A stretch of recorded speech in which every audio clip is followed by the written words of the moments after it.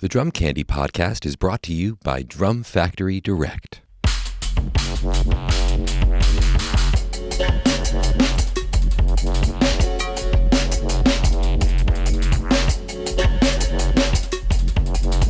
What's up, everyone? Welcome into episode 2 of season 2 of the Drum Candy Podcast. This is your host, Mike Dawson, coming to you from Drum Factory Direct in Pittsburgh, Pennsylvania.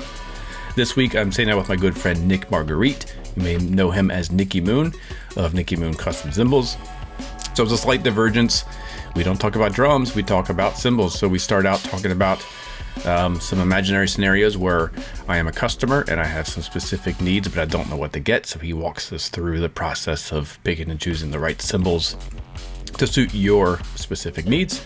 And then we just kind of go off on various tangents about cymbal philosophies, and I'm just throwing questions at him, and I've got a beat up cymbal here that we try to figure out what's wrong with it. So it's a fun one.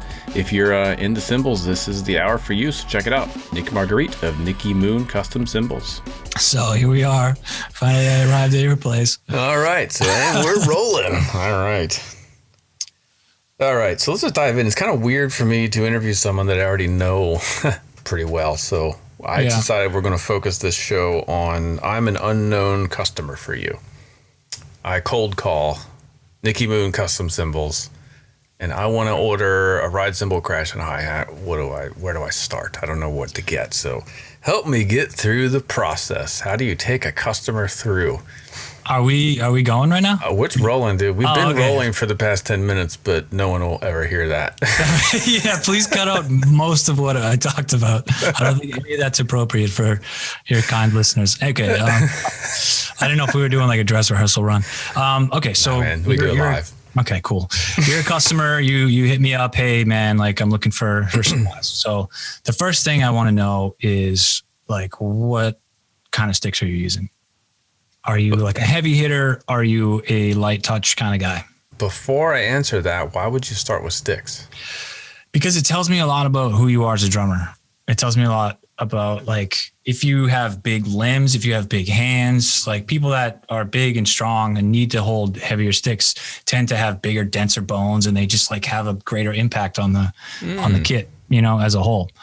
But also because the stick itself has a huge, you know, impact on the resulting sound of the cymbal, and the construction needs to be based on that.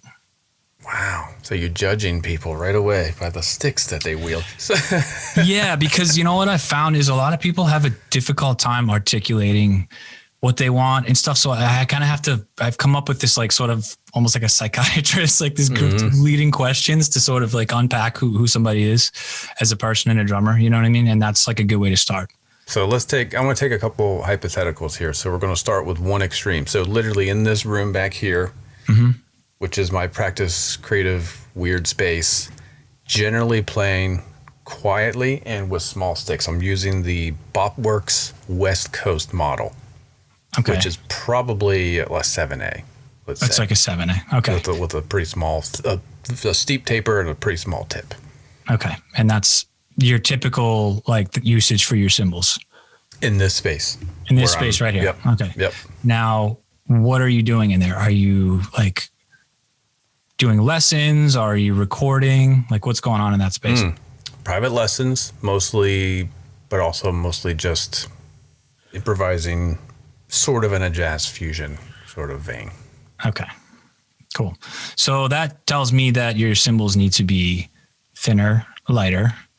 You don't need anything heavier than probably a medium thin, medium maximum, depending on your taste. And so you said jazz fusion, so you're probably going to want something that's sort of on the more complex, semi-darker range of things. So that's kind of tipping me off already to like one series. Okay. So why the one series and not... Let's go through your lines before I ask more questions. What do you currently offer? Oh, geez. A lot of stuff, actually. Probably more than I need to, and maybe I should trim it down at some point. I have Sentinel, which is a series that contains like several different models, but that's targeted towards being more of a darker, drier, earthier kind of overall vibe. more for people that really want like a lot of complexity. All right. There's one series, which is, it was originally designed to be sort of the like everything all in one kind of jam, which I think it worked out really well. And now I've expanded that to one series Clear, which is a brighter line, more like the vintage A's and 602s, and the one series Old World, which is kind of like the one series take on the old K.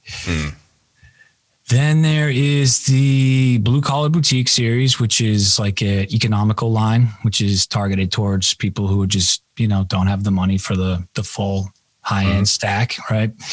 There's a BCB Dry, which is being sold exclusively through Woodland Percussion. There's the Broad Street line, which is being sold exclusively through Philadelphia Drums and Percussion, which is a combination of the one series, the Old World, and it has like a Raw Bell and the Dirty Angel patina. Then there's the Dirty Angel series, which is like the funky sort of like weirder kind of stuff, like more inventive, more imaginative, like the dimple stuff and all those kind of things. And I think that's it. Is there more? Okay. I don't even know, dude. I think that's it. And then there's like Custom Shop, which is kind of, if you just want to like design from the ground up. Okay. With, so, you know, what was there before? Stainless steel. Do you still offer that? Or I do. I just don't do them that often. Okay. Anymore. So let's go back to, you said you're targeting me towards a one series. Why one series and not the Sentinels? Well, you said jazz fusion. You didn't say jazz. So fusion to me is a little bit more of a blend between, it's not just jazz, but it's some different kinds of stuff. And so the one series having more high frequencies as well, whereas something like a Sentinel is just really going for that dark, dry kind of vibe. One series is a little bit more expansive and inclusive to something like fusion. All right. Now let's do. You've probably answered this one before. I think I've asked you a million times, but I have a hard time with vague descriptions of gear as far as like thin, medium, thin, heavy, extra heavy. What is the defining line for something that's thin versus medium thin? So there's like a sort of industry standard, like thicknesses for, I have like a chart, like, you know, I could show it to you that basically says like, this is the thin range for, you know, each size, 10, 11, 12, 13, hi-hat, crash, ride, whatever, all the way up to like 24. And that's based on, I guess, just like, you know, manufacturing coming, you know, long before me, they've just sort of accepted like, this is this category, this is this category, this is this category. Now it does differ. Like if you look at like a Wuhan heavy ride, for example, that's going to come in at like what a Zildjian medium ride is. Like there are a little bit different ideas about that. And even in like Zildjian's catalog, some of their like K Constantinople stuff, like they have like a medium ride that in any other series is like a medium thin or thin. So really what it comes down to is how it feels and plays and sounds, you know, like. So it's not just weight. It's not just weight, but like for me with my stuff, if I say it's a thin, it's going to fall in a category. Like always. It's just, I'm very like meticulous about that. But you can craft a cymbal that is heavier to feel thinner or lighter. You just have to have it be not quite so stiff.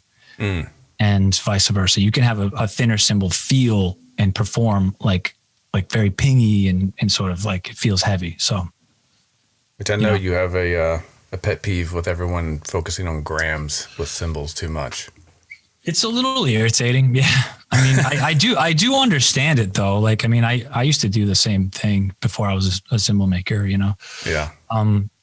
But it's kind of just like, I feel bad almost for consumers because they're kind of lost in the dark. Like that's why I've tried so hard to give as much information out to people as I can so that they know what they're getting. Because that's really like, people are like desperate. They're like, I want this sound and I like this cymbal and it was 57 grams. So I guess that's what I need, you know? I mean, they don't know. So, but it's like, dude, that's just a number. Like think about like fitness, right? Like you could have somebody who's 200 pounds of fat or somebody who's like 250 pounds of weight. You know what I'm saying? 200 pounds of fat versus like 200 pounds of muscle. Like it's the same weight, but it's a completely different look. Like one person looks like fat and one person looks like they look way thinner, basically. You know what I mean? Yeah, you can look at my brother who's chiseled and he weighs 200 and I weigh 205 and I'm a blubber. So there you go. You're not a blubber by any stretch, man. You're crazy. But I don't know if that's like a decent analogy, but but is it man, so many different aspects of this. So if I gave you a cymbal, I said recreate this. First of all, is that possible? And then second of all, how much of the grams is really a part of that equation? I mean, I'm gonna definitely ballpark it for that, that weight, but also it's not just weight, it's thickness. This is the thing. Weight can be distributed in certain different parts of the cymbal. So you could have a cymbal that's very, very heavy. If you started with a blank, like a heavy blank, very thick blank, and you tapered it a lot, more of the weight would be centered towards the bell, and it would get much, much thinner towards the edge, which would be like paper thin out towards the edge. You know what I mean? Mm-hmm. So that could be the exact same weight as a cymbal that's completely evenly tapered. Mm-hmm. And those are going to be very, very different cymbals. So like, that's another reason you cannot just go on weight, Now, is it possible to recreate a cymbal? Yes. Under most circumstances, yes. Depending on what it is. If you asked me to recreate some kind of shape that I don't have the capacity to manufacture because of the limitations of what I have, then, maybe not. But under most circumstances, yeah. Sweet. All right. So let's go back to me ordering a set of cymbals here for this little space. Okay. What sizes should I get? What models should I get? We know we want the series. We know the series we want. Mm-hmm.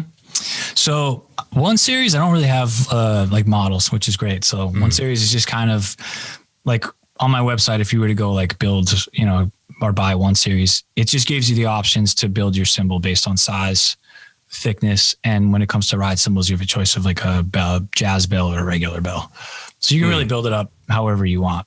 I would recommend for that space over there, probably just like a very standard, get out of the way, man. Probably like a 14-inch hat, and I'm a big proponent of the 17 to 19-inch crash range. That's like the sweet spot for crashes. So depending on how many you wanted, I mean, like an 18 is the standard for a reason. It's a solid size. And then, 20, 21-inch rod. Are you not a fan of 22s?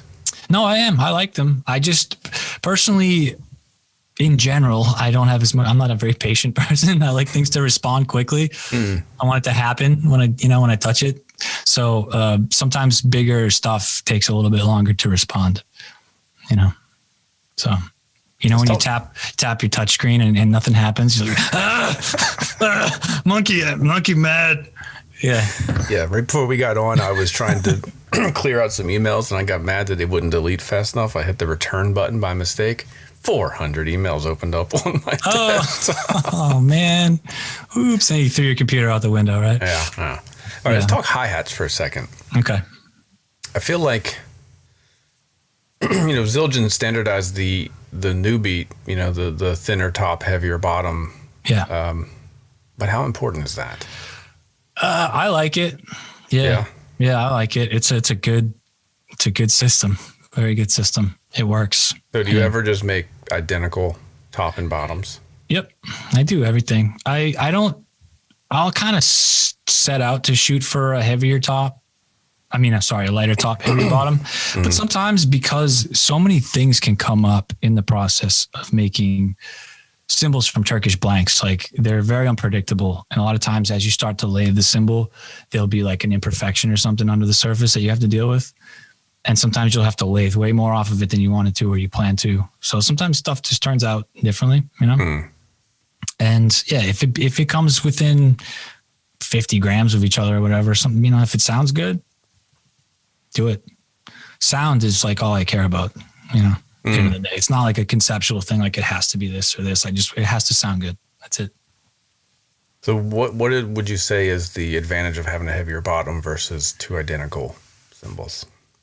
Well, in general, I feel like it definitely gives you a little bit more weight of the foot chick, and it allows the top cymbal, which is the one that seems to take more of the stick. I think you kind of crash that one more. It just lets that one open up better. You know, it makes it a little crashier so that when you're doing close to open patterns, like when you're opening it, you're really getting a nice crashy response from that top cymbal, you know. I'm going to veer off for a second, but would you, I know you would, but if I want a really heavy cymbals, would you advise just getting some stock stuff elsewhere, or would you take the time to build them for somebody? No, I would make them. Yeah. Like if I want the heaviest freaking rock ride you could ever imagine, why would I want to get a handmade version of that versus just getting the one down at Guitar Center or something? I mean, it's a good question. Certainly the nuance becomes less once you start getting thicker and thicker, you know. The nuance really starts to happen like in the medium to thin range, you know, more noticeably. It still happens, but excuse me. No, like you can still get a really nice sounding handmade heavy cymbal. It's not, nobody orders them. I wish that they would. I mean, I would, you know, I mean, they're really hard to make because you have to hammer the crap out of them. Like you need to use like a freaking giant sledgehammer, you know. Definitely got to like do that over the course of a couple of days and not try to do that whole cymbal all at once, man. Cause like you really got to pound it. But yeah, no, sure. So, okay, back in here. If I wanted to get rivets in this 21-inch ride, medium thin ride that I'm going to buy, how do you decide where to put them and how many to put in the cymbal? That is a very personal like choice, you know, as far as how much sizzle somebody wants. I'm a big fan of the split rivet. I don't understand the like permanent punch style rivets. To me is just crazy because it's such a commitment. Like once that thing's in there, like it's just it's a biatch to like get it out. And then once it's out, it's out, you know, unless you have the tools and they know how to put one of those things in. So the split rivets are way easier. So in general, I would say like maybe I wouldn't do more than, if you're like for just swing patterns and that kind of stuff. Yeah, just a classic sizzle like type sound. 6, you know, probably. I wouldn't do anything more than that. Maybe even less. Could be like 3 to 6, you know. So why do the cluster versus evenly dispersed? So when you evenly disperse them, a rivet, you know, it has like a little head on it, right? Like the head of a nail. And that touches the cymbal and that stops the cymbal from resonating a little bit. So it actually kills the response of the cymbal, which some people like. It's not the response, the sustain, sorry, which some people like. So the more of the circumference, I think is the word.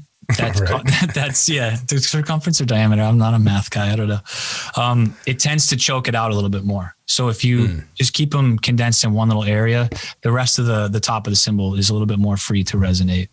I like that better, the 3 in line, unless I want to kill some like sustain. You know? And then it's a great way to do it. And the closer you move it up towards like the bell, the more of the vibration you're going to tank. So if you, as you're building a cymbal for your own catalog, when do you decide this sucker needs some rivets in it? Never. Really? It's never like this one just needs a rivet? I mean, I don't know that that's ever happened. Maybe once or twice. Yeah, I don't want to pigeonhole a cymbal to be a rivet cymbal because then that limits the amount of people I can sell it to. Honestly, if somebody sees that and goes, "Hey, I like that, but I want rivets," it's not a big deal for me to go put rivets in it. But once there's rivets in it, I can't undo rivets. You know what I mean? Can't take those holes out. So, I maybe a couple times I made a couple specialty things. I did a mod hi-hats for you. I put rivets in the bottom hat. I love that. That's a very cool. I think that's like underutilized, man. That's a cool deal. Yeah, I remember seeing that back in the early 90s. I think Sabian might have been the first to do Sabian, AA rock hat, rock hats. Yeah. Yep. Like Dave Abraziz maybe was using it, or Shane Kinney with Alice in Chains. Sean Kinney, Alice in Chains. Yeah. That was like where I found out about it. Yeah. And I was like, oh, that's cool. And yeah, it's actually awesome. It's super subtle, but it really is killer. I dig it. What are your thoughts on giant holes in cymbals? I don't know. I mean, I don't love it. I hate doing it. It's a really obnoxious procedure to do to a cymbal. It really stinks. It's a way more time consuming than you would think. You would think like, oh, you just put a hole in it, but the surface gets all messed up and scratch. There's like a lot of BS bitch work you gotta do. And it's like an effect that you can kind of get without doing that. There's other ways to do it. However, I will admit it can be very cool. Like, I think that, like, people don't really use China cymbals anymore. It seems like that's kind of gone, right? That was the thing back in the day. Everybody had a China, but it is a really cool way to get a cross between a Crass and a China, you know, I think so, but they break easier. Definitely. They're more prone to breaking. Definitely. All right. Anything else you would add in this kit? So, to that kit, I mean, it's a small space. I can barely fit a bebop kit in there. I don't have any more than. What about like micro hats, tiny little hi hats? I mean, into making those or not? Yeah, I like. They're hard to make. I just made a set actually for. I can't say for who actually. I'm not allowed to say for who, but. I make cymbals for people that have like deals with big companies or like whatever, and like I'm not allowed to say it. So, yeah, I just shipped them out. So yeah, they're tough to make actually because hi-hats in general are hard to make, but the smaller cymbals become the harder they are to make actually.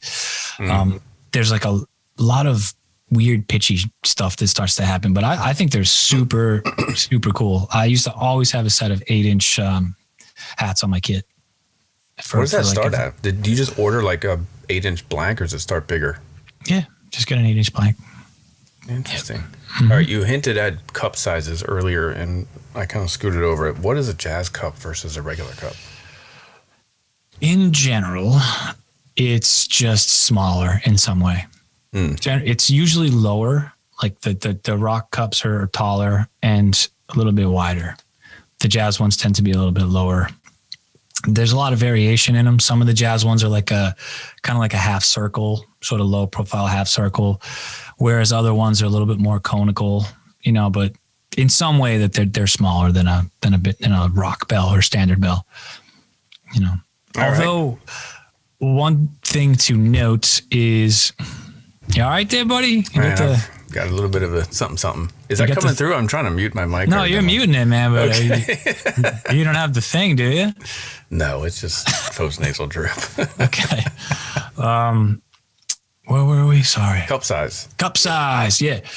The modern like Z and S brands cups are really big compared to like any other like brand. I don't know. It's just that's kind of their thing. Yeah. I don't see like micro bells too often. Only on like the K-Cons and stuff like that. They kind of make them a little bit more tame, but the rest of them, they're usually diesel, man. They're huge. Yeah. What about flat rides? When would why not just get a flat ride for this room? You totally could actually. Yeah. Flat rides are like really fun to play. I think most people just can't really wrap their head around it. They're just so unused to the way they sound. If you've never played one, it's weird the first time you do, because you're like, where's the rest of it? You know what I mean? They're super monotone. They just kind of do one thing. They're lower volume, but loads of stick. If you're a stick definition person, flat rides are a lot of fun. Are they easy or hard to make? They're actually in some ways easier because the area around where a bell exists in a cymbal is a difficult area to mitigate because of what happens. That change from the bow profile to a bell is very extreme, and it puts a lot of tension in the metal. So not having to deal with that is actually kind of nice. You had something at the Music City Drum Show. What was that? It was like a flat ride with a sort of a bell in it? Yes, that was kind of similar almost to what you have, that mod that I did on one of your cymbals back there. I kind of did like a really low profile bell in that. But this was, it was a totally flat piece of bronze that I had just hand hammered the bell, but I just didn't go too far with it, you know. for a couple of reasons. First of all, for sonic purposes, but second of all, if you're hand hammering a bell, there's only so much hammering you can do in the same area to stretch metal before it'll break. So like you can't really, unless the bronze is super fresh, like you just got it, it was just made. You wouldn't want to hand hammer like a really high profile bell like that because you would bust it. So what does that little bell do sonically? So on a cymbal like that, first of all, the fact that the bell has been hand hammered means that it's been compressed. Like the metal has been squished, and it's come really, really, really hard in the center. So it's like very, very, very like different than the rest of the cymbal, which it kind of makes the entire cymbal have a different sort of tone to it. Kind of hard to describe, but sort of an integrated bell kind of sound. Like you hear the bell through doesn't matter where you touch the cymbal, you know, kind of deal. And then with the bell just being lower, it gives you a little bit more of the flat ride properties, like a little bit more of that stick, a little bit less volume. You know. Sweet. All right, let's switch to a different person, my alter ego. All right. I own a home studio, and tracks can come in that'll sound like Mars Volta or Bobby Darin. And I want one set of cymbals that I can just use for everything. Yeah. Interesting. Well, you would probably want to go, first of all, I would ask you the same questions. We would talk about your sticks and how hard you play. And are you a heavy hitter? Now, if you're playing Mars Volta and stuff like that, you're probably laying into your cymbals pretty good. So we're not going to do anything that's thin. We're going to stay medium, thin to medium. And then we're going to want to stay within probably a Sentinel, a Dirty Angel, or a 1 Series, something that's flexible. Sentinel tradition model, something that's flexible, something that is lathed. I would not want to do an unlathed cymbal for particularly aggressive music unless it's a really heavy cymbal, because it just doesn't carry the same. So we would probably be talking about a 21 to 22 inch ride cymbal. Probably 15-inch hi-hats, I think, are kind of the best size, in my opinion. Okay. Well, how all so? around. Why? I agree. So I'm glad you said that. Yeah, it's funny. I used to be a small hi-hat dude. Like most of my life, I played 13s. But they just don't quite have the body, you know? Especially when you slosh them. Like they sound kind of chimey and a little bit too like, ugh, like, settle down there, buddy. You know, 15s are just full bodied, man. But you're still able to get articulation out of them. Once you get up into 16-inch hi-hats, you lose articulation. Now you're sacrificing articulation for that really groovy, buttery vibe. You know, 15s you can still get. So you really get the best of everything, man. And now with it being a bigger cymbal, you can have more bronze. It's going to create more volume, and it's going to, you know, project. So. What is that chiminess in small hi-hats? Like my ear just finally started hearing it. I used to love 12s. I used to love 13s. But now when I play them, I'm like, all I'm hearing is the bell. Yeah. I mean, it's like the difference between playing a splash and a crash, you know? One of them just sounds like zingy and one of them sounds more full bodied. Is there a way to make 13s not do that? Yeah. You can keep the profile as low as you can, like as low as possible. Because you don't want too much profile on hi-hats anyways, but the more profile you have, the more your pitch is going to go up. So if you keep it pretty low and sort of organic-y, then you can sort of mitigate that to an extent. Yeah. Okay, now why not just put together 2 15-inch crash cymbals and rather than order a set of hi-hats? Because that's dumb. No, I'm just kidding. Yeah. So there's a couple of things about that. First of all, crash cymbals usually have a crash cymbal bell. Crash cymbals, their job is to project one thing and get out of the way, but it has to be kind of loud. So crash cymbals usually have a pretty profound bell size, and hi-hats don't. Hi-hats are a little bit more small because they're meant to be articulate. So a 15-inch crash or 16-inch crash, whatever, is going to have a bell that's a little bit too big for hi-hats in general. And second, the weight of a crash cymbal is not really up to the snuff of what a hi-hat cymbal is, unless we're talking like paper thin hi-hats and sort of, heavier crash cymbals. So interesting. Yeah. Like if you were to weigh, hold on here. Let me conduct my nerd sheet. Like a 15-inch crash thin would be like 930 grams. A 15-inch hi-hat top thin is like 1050. So, you know what I mean? It's interesting. So is there a bit of a myth that like super thin hi-hats is the way to go?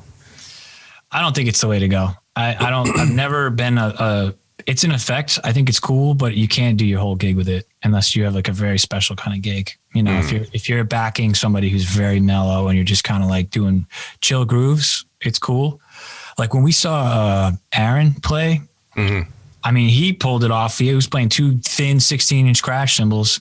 I mean, but that dude's technique is on point, man. And most people cannot play drums like him. So I would not suggest most people try to pull that off, What was the question? I forgot. Putting crash cymbals in like super thin hi-hats. Yeah, super thin hi-hats. They just don't have enough body, and they also don't feel good to the stick because they feel kind of like a wet noodle when you hit them. Like I want the hi-hat to like feel like you're hitting a piece of metal a little bit, especially if you're trying to do little rolls and stuff on it. So let's talk about some like common repairs you have to make. Okay. Is there, like, I've got a ride cymbal, I should have brought it over. It's a 20-inch ride cymbal that must have been dropped out of a car at some point. Because there's cracks that make no sense. Actually, I should go get it. Yeah. Go get it. I want to see it. We'll pause for this commercial break. I'll be right back. I wonder what Dawson's going to make up some story about this cymbal falling out of a car, but I bet he knows what happened to it. I bet he did it. All right. So, first of all, right on the K, you probably can't even see it, but there's this like circular crack that's like pushing up from the bottom. There's one there and there's one there. I cannot see that. It's like, probably this, it's like a moon, like a crescent shaped. That's bizarre, man. I don't know. Probably the size of a dime. Is it like along the lathing at all or no?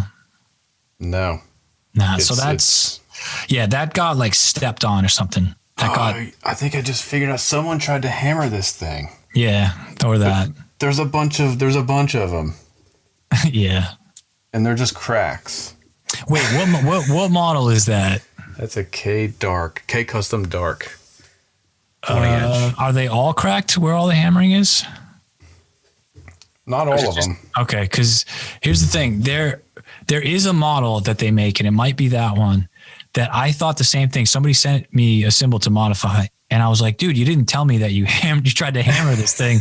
Like, what the hell? Like, maybe you want to give me a heads up. And they were like, no, man, that's like the model. And then I looked it up and I was like, oh, so I think Z like does that to kind of make it look more handmade. But it's possible that I think someone just grabbed their because it's the size of a house hammer. Yeah. Okay, so that's what that is. Somebody messed up and cracked it. So yeah, send that to me. Or is there anything to do with that? What would you do? Cut them out? I mean, how do you treat that? They have to be removed. It's like cancer. Like they got to be taken out. And like even where it looks like it stops to your eye, it's probably still going a little bit. So you have to cut like around it a little bit. So it has to just be taken out. It has to be taken out. It's like super dry and weird sounding. Yeah, a lot of times like it's tough doing mods because sometimes you cannot see cracks. Like there's like patina that's just built up like fingerprints and grime. Like I just did a Bosphorous great example of what we were talking about earlier, by the way, about weights. This is a Bosphorous 16-inch rock crash, right? The dude was like, oh, it's so heavy. Like I needed to go. So I weighed it and it's like paper thin. It was like 900 grams. And I was like, all right, weird. But I didn't see any problems with it. He's like, I don't know why it sounds weird. And so I just cleaned it up a little bit, did like a really gentle lathing on it. And then you can see like the crack, Oh, is that why it just sounded dull or whatever? Well, that was part of it. Yeah. But sometimes you just can't see damage. It's hard, and there's so much like sludge and garbage on the cymbals. You know what I mean? So were you able to fix that, or did you just say, No, of course, fixed it. Yeah. Okay, so you can fix cracks to a degree, right? Oh yeah, no, absolutely. It's just like you're gonna have to deal with the fact that there's gonna be some weird cutouts and stuff in your cymbal, but it'll still be usable. You know, it'll last.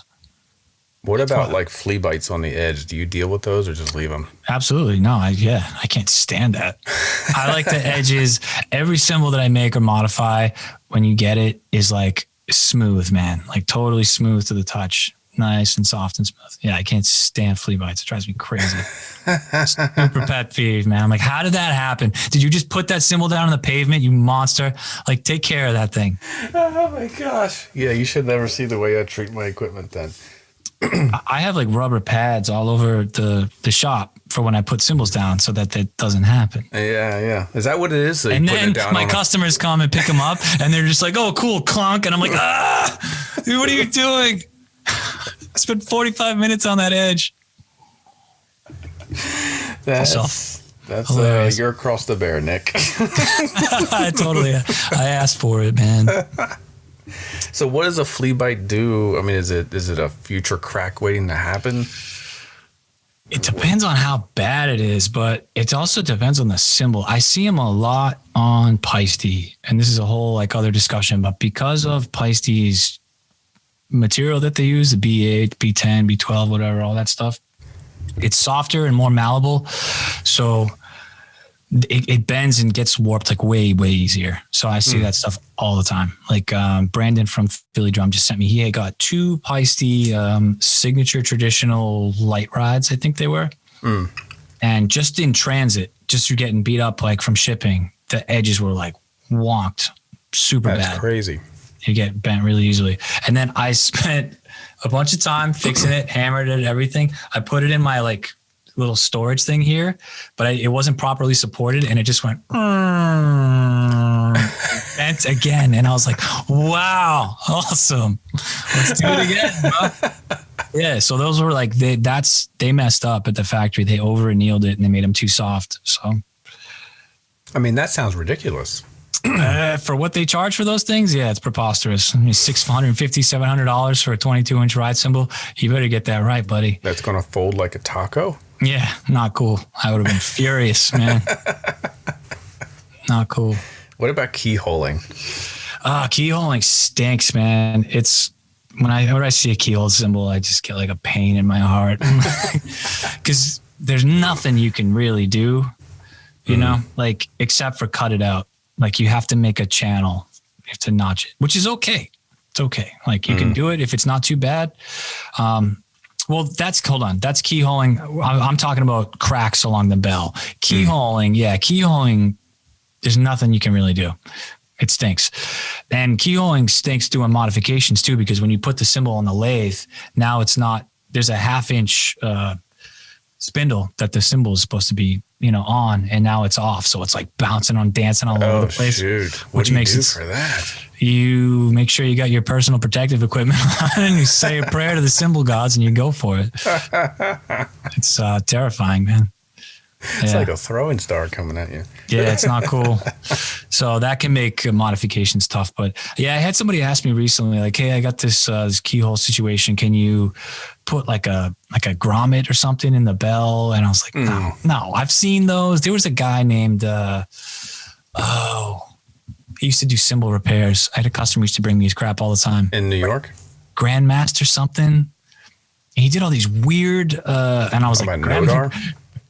Yeah, maybe. Nodar Road, is that his name? Yeah, that's the dude. Nothing against the dude, but I saw some of the things he did and I was like, what the hell is this?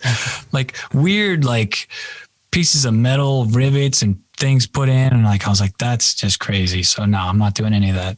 That doesn't help the cymbal. Frankenstein treatment. Yeah, very odd. I think I saw something. We could put like washers in it or something. Yeah, like no, that doesn't work. What is that supposed to do? Stop it from spreading? Yeah, but it doesn't do anything, and all it does is choke the sound more. And you're putting pressure on the messed up area, which is going to make it break faster and crack more. So it's completely like insane to me. Like why anybody would do that. There's nothing you can do. You cannot weld a cymbal. You can. Once it's busted, it's busted. That's it. The only thing you can do is take it and melt it and make another cymbal out of it. Or why can't you weld it? Because you just can't. I don't know. I don't know a lot about welding. First of all, I will learn at some point, but welding is like a ferrous metal thing, which is like the irons and the steels. So if you were to, bronze is a non-ferrous alloy, meaning it does not contain iron. So I don't think you can weld bronze. You would have to do it like, what is that called when you solder? Like you could try to solder it, but that doesn't, it won't work. There's a guy on YouTube named Lance Campo. He had a thing called the Cymbal Project where he used to mess around doing like repairs and stuff. And he tried to do it and it was just like a complete disaster. Plus the temperature of the soldering equipment is going to get the bronze too hot, which is going to make it crack anyways. It's going to ruin the temper of the alloy. So can't be done. So is bronze a temperamental metal or is it super? Yeah, very, very bitchy material. Yeah, very, very. But that's what makes it cool. It's got a lot of personality. You know, it's very like kind of unexpected, like weird things always happening with it. You know, but that's like the fun of it. So, what makes good bronze versus bad bronze? It was made well. You know, just very simply, it was made with good copper and good tin. It's just like. If your grandma bakes you a cherry pie, or if you went down to Wawa and you got some cheap, cherry pie off the shelf, they're both cherry pie. Yeah. They both technically have the same ingredients, but one of them was made like way, with way more care. That's why people are like, oh, well, it's a B20 cymbal from China. It costs $3. I'm like, yeah, okay. Have fun with that. It's because it's B20 don't make it good, man. Like, it's probably got arsenic and all kinds of stuff in the alloy. It's all kinds of weird crap going on. So interesting. So there's no like regulatory body for the quality of bronze in the world. No, I mean Zildjian is ISO. It's they are ISO, which is a manufacturing oversight committee. I've worked in medical companies that had ISO authorization. Basically, you can say if our business is ISO approved, it means that we go under these stringent regulatory, steps. So they're like the only company that I know that has anything like that. Interesting. Yeah. So if you use recycled copper and recycled tin, will that yield a less than quality bronze? Yes, you can use recycled copper. You cannot use recycled tin. If you use recycled tin, you're going to get dog crap and it probably isn't going to work. Yeah, the tin has to be of an extreme high purity and high quality. Now, if the copper source is not recycled, you will get a better product, but you can absolutely use recycled copper and still get a very good product. Wow. Yeah. All right. Yeah. What is it? What's the tin do to the metal? The tin is added to bronze to give it strength, which is like why when cave people discovered bronze back in the day, bronze was a good alloy because copper is very soft, which is why the B8 cymbals have a lot more copper, which is why they're softer. So the tin gives it strength, but it also gives the bronze the lower frequencies and all like the sort of nice, interesting, intricate sound stuff. Is there like a B30, a B40, a B50? No, there are a couple of companies who I won't name that claim to be using B25 bronze, which is nonsense because it's not possible. Probably the most tin that you could make that kind of alloy with would be 23%. Anything above that, it would be too brittle. So the more tin that's in the alloy, the more hard and brittle the material gets. So the less tin, it's more malleable. So you can like bend it. It won't break, but it'll bend. But the more tin that's in there, it's a little bit more rigid, but if you really force it, it will crack. So there's like a balance to where it needs to be kind of in the middle. And B20 is kind of like the perfect, that's the number. But if you were to send like any of your cymbals into like to be analyzed, it would come in between B19, B21 ish. Yeah, it would be kind of somewhere in that range. And people have done that with Zildjians and other things and found that to be true. and found some other things in the mix as well. Yes. So a little rosemary. yeah. Well, some other metals that aren't mentioned. Yeah. Interesting. Mm-hmm. Interesting. So it would be frivolous to try to differentiate yourself by saying I've got B22 bronze, because it's going to be relatively the same, right? A B23 versus a B20 is like it'll be a little bit trashier, darker, more complex. It'll have like a little bit more low frequency stuff going on, but it's nothing that you couldn't get out of B20 with a little bit of additional work. You know what I mean? Mm-hmm. You would just have to do a little bit more hammering to kind of make up for that. It's kind of like a fast track to darkness, really. Okay. You know what I mean? What if you just do like a handful of zinc or something in there? What would it do? Well, interesting that you say zinc, because zinc is, remember when I said there are some undisclosed metals to show up sometimes? Zinc is actually used in the process of making bronze to flush the melts before it's poured to remove impurities. And some of that zinc actually stays inside the blend. So zinc is like the tilapia of the cymbal world. So zinc is what is in brass. Brass is copper zinc. So if you just have a copper and zinc alloy, it sounds like garbage. Like we've all heard brass cymbals. They're nothing to write home to mama about. You know, they're pretty terrible.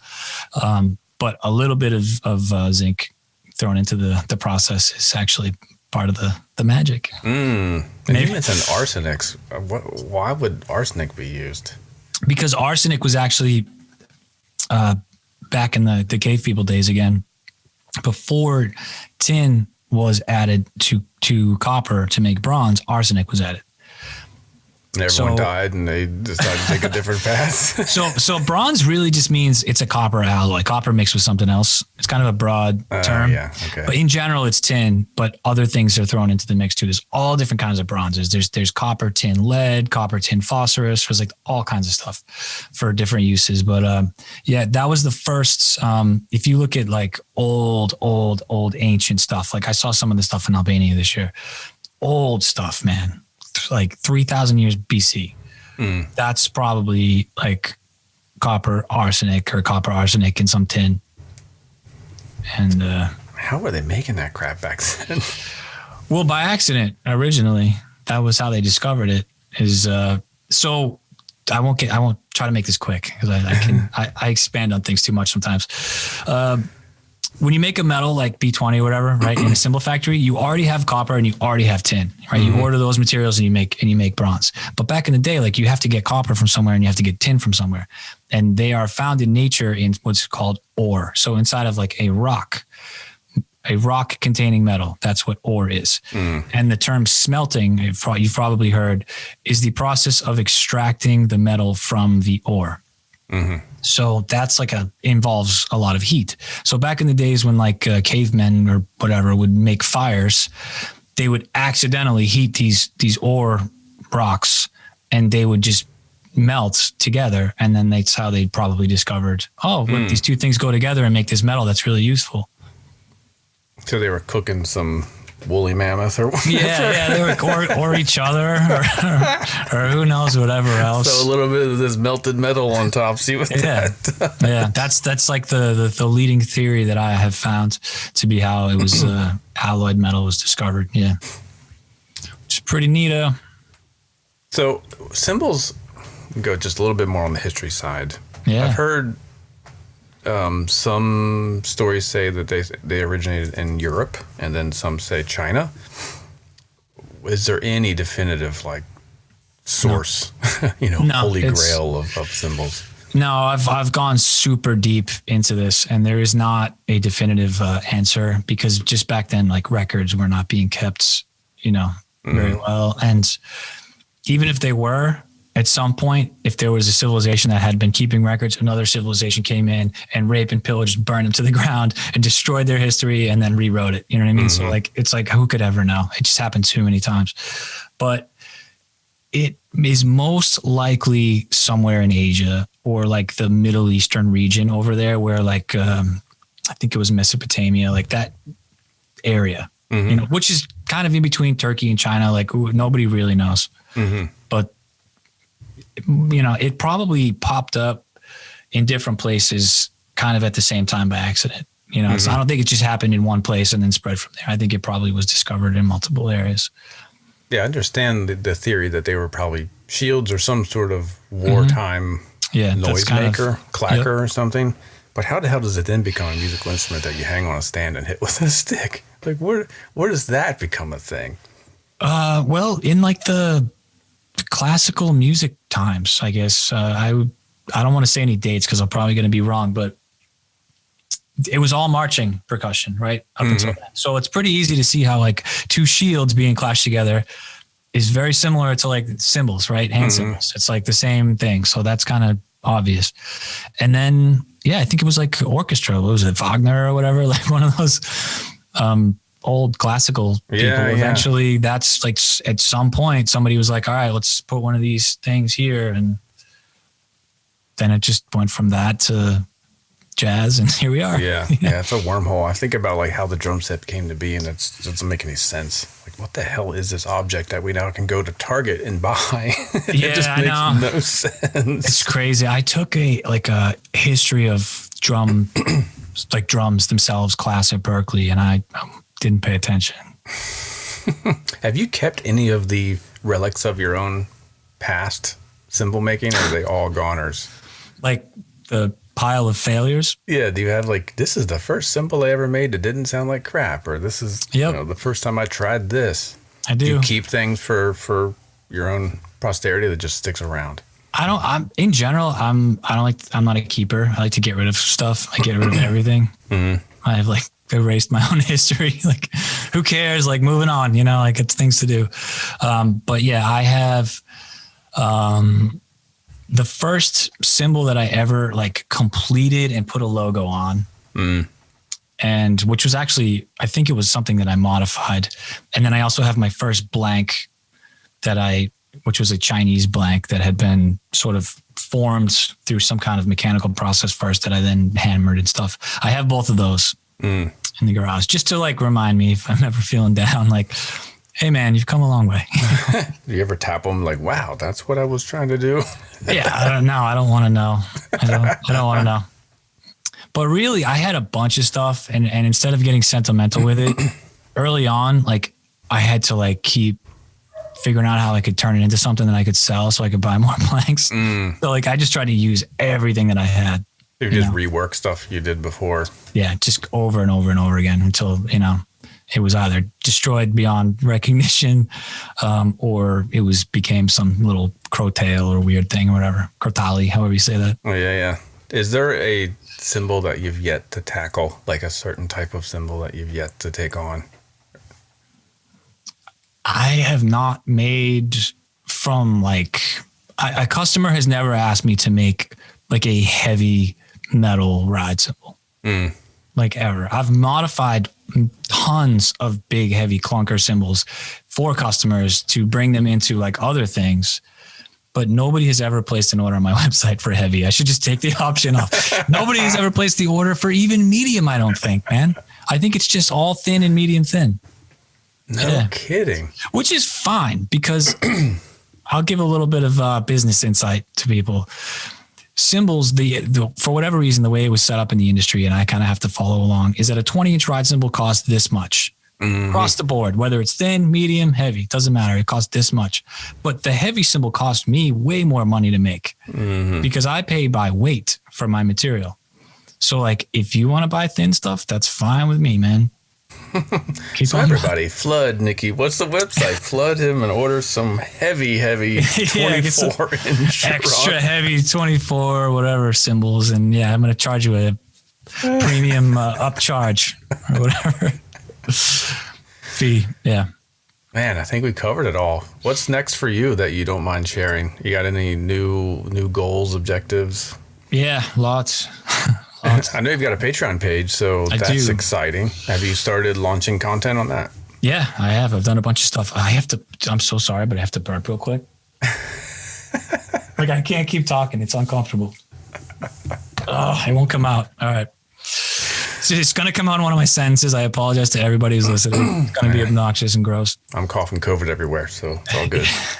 I've always wanted to do, like, people ask me a lot about stuff, cymbal stuff. Like, and I've definitely sort of established myself as the dude in the industry, and that's great. That's who I want to be. People should come to me, but it's kind of gotten a little bit out of hand where I just literally don't have time to go into these like long drawn out things for every person that contacts me throughout the day. So I was like, all right, I have to like centralize this information somewhere. So I've always liked the idea of being a content creator. I just have never had the time. So I thought, well, maybe this is like a way to do it. Start, putting together some stuff. And also I've always been kind of like the sad clown. Like, I want to like entertain people, get some laughs. Like I definitely have a bit of that, you know what I mean? Like, so I decided to kind of put all that together in a way where I'm having fun. I'm trying to make people laugh. I'm doing like some little game show kind of things, some informative stuff. So that it's like a fun deal, because I can't work doing the physical thing all day with cymbals. Like, there's like a limit to how much work you can do in a day. But there's days when I'm like, all right, I want to keep doing stuff, but like I can't keep hammering. I'm gonna die, Yeah. Well, this is like another way to kind of keep working, but doing something a little bit more easy on the body. Now, did you map it out? Like, you've got 6 months of content to do, or you kind of flying by the seat of your pants at the moment? Yeah, that's kind of my vibe. This is let's just, start it and then figure it out afterwards, because then there'll be pressure. Yeah. But I have committed to like a bit of a schedule where every Monday there's going to be like either a new one of my little series. There's a Clunker or Keeper, which is great because I get sent cymbals every month, dozens of cymbals for modification. So I'm just getting clunkers. I have no shortage of those. So that's a very easy one to do, right? That's a cool little one. There's Ask the Cymbal Wizard is another one I'm going to do, which is going to be answering questions, and then doing stuff with NickyMoon, which is just me doing random crap, not even related to cymbals in my life. Because like, well, why not? I think I can make it amusing and funny. And then there will be mixed in like targeted, like I give my patrons or whatever, the people that sign up, I don't know the word, the choice to Patreon, so they're Patreons. I don't know. I'm confused. The whole thing confuses me. I'm letting them, like, giving them a choice of like, hey, I'm thinking about doing like one of these 3 topics as like a discussion topic. Like my next one is like do the connection between Turkey and like Germany and Switzerland, like the Meinl Turkish connection and the Paisti Turkish connection. Okay. So I'm doing like lectures on that as well. So nice. It's informative stuff. You can, people can stand to learn a lot about cymbals, but hopefully still be entertained at the same time. Dope. And then we started our partnership with Drum Factory Direct, the DFD mod line. Heck yeah. Well, that's exciting. So I'm now scouring for clunkers. Yeah. I found a few in my garage. Dude, I'm sure, like, from what I saw of your collection, you have no shortage of anything, man. I thought I got rid of all the clunkers. I thought I gave you my rock ride, but I was looking through a case. Like, I still have that rock ride. Really? Yeah, I think I gave you a medium ride instead.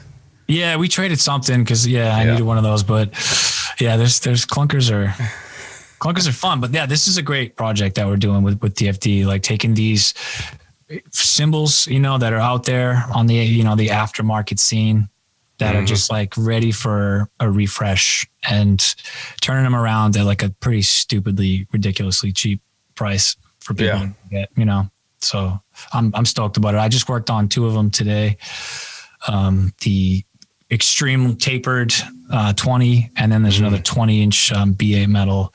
I think I called it Dry Guy. I'm giving him names. Dry now. Guy. Yeah, I'm gonna give him all names. And it's like a super duper dry dark thing. Looks. Anyone listening, if you want to get advanced, video or something of those 2 cymbals before we put them on the website, hit me up, Mike at drumfactorydirect.com. We'll give you first dibs to take a look at these because I haven't even seen them yet. I saw work in progress pictures in a small clip. So yeah. No one has seen these or heard these except for Nick. So if you're listening and you want to, so one's super dry, right? One's super dry. Yeah.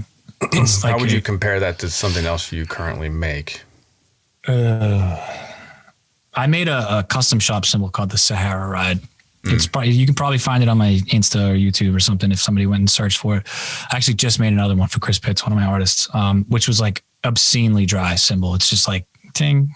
You know? So we got one of those, and then the other one. It's not quite that extreme, but it's very, very dry and articulate. It's cool. And the other one is like a hybrid, one cymbal does all kind of vibe, right? Like ride cymbal crash effect kind of thing. Yeah, it's the concept of like, let's start with the super duper heavy thing and taper it out, like extreme taper, so that you have like a heavy bell and upper bow and like a thin to paper thin outer bow and edge. So you can ride it with full articulation. The bell still totally cranks. It's like pretty loud, but then you can whoosh and just like open it up. It's very, very, very cool. So when I toured the country in a SUV with 3 people and all of our gear, I used one cymbal. That probably would have been one I could have used for that. Yeah, definitely would have been one of those kind of deals, because you can totally get away with it being the crash, the big bell that you need, and like the ride articulation. So super cool. All right, anyone want to check those out? Mike at drumfactorydirect.com. We're going to probably put them on the website in a couple of weeks, so don't miss out on those. Coupon code Mike D Rocks. Yeah. I'll give you a 0.00% off. Limited financing available. Oh man, appreciate you coming on, and I appreciate you having me, man. I'm looking at your very articulate, meticulous notes. I don't think we skipped over everything except for you kind of pinpointed who I was before I going through all 5 of these questions. Yeah. So no need. Okay. Yeah. So if you're, if anybody is wondering what kind of cymbals do I need, hit me up and how they reach start you. the conversation. What's the best way? Is it info? Info at NickyMoon.com, or just go to the website, www.NickyMoon.com, and there's contact me things on all the pages. Please don't send me DMs anymore. I mean, it's just, I can't manage it anymore. It's too hard to keep track. So if you can contact me through there, it's way easier to manage. Dope. And your last name is not Moon. No, it's not. My name is Nicholas Margarite. NickyMoon is my stage name. Yeah. Cat's out of the bag. All right, go check out Nick's Patreon page. There's a lot of fun stuff. And buy some cymbals, and we'll get you back on next time. All right. Cool. All right, man. Thanks for having me. That's it for this week's episode. Thank you all for listening and tuning in. If you're interested in the DFD mod line that Nick and I talked about there at the end, just go to drumfactorydirect.com and look under cymbals. You'll see a special button there, category for the DFD mod line. We'll be adding to that as new pieces come in. Right now, I believe there's a set of hi-hats, a crash, a ride, and a China. We have a couple more things to add. Also, check out Nick's Patreon page if you want to go even further into cymbalsmith and the inner workings of being a custom cymbal maker.